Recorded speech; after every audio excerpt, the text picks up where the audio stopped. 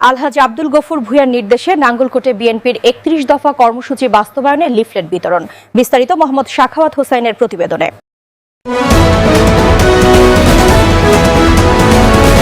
আপনারা দেখছেন IRTV news Bangla.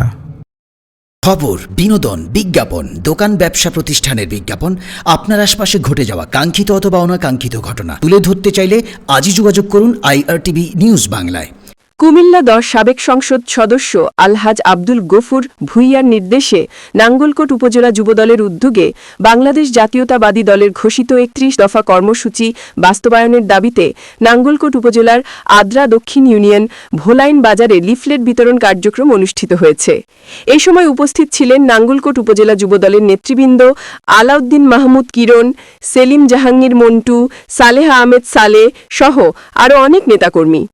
অনুষ্ঠানে অংশ নেন আদ্রা দক্ষিণ ইউনিয়নের বিএনপি সভাপতি শহীদুল্লাহ কাশেম, আদ্রা দক্ষিণ ইউনিয়নের সাধারণ সম্পাদক জনাব ওমর ফারুক, নাঙ্গলকোট উপজেলা স্বেচ্ছাসেবক দলের সদস্য সচিব আজিমউদ্দিন মাকসুদ ও আদ্রা দক্ষিণ ইউনিয়ন যুবদলের নেতা খলিলুর রহমান, জনাব আলমগীর, নূর রহমান, যুবদল নেতা সাখাওয়াত হোসেন।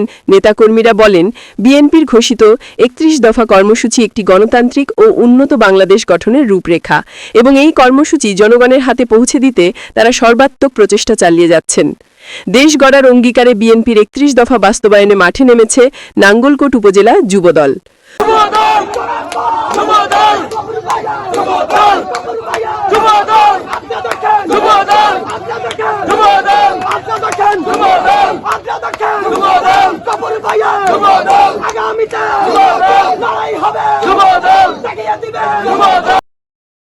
Mohammad Sakhawat Hossain, IRTV news Bangla, Nangalkot.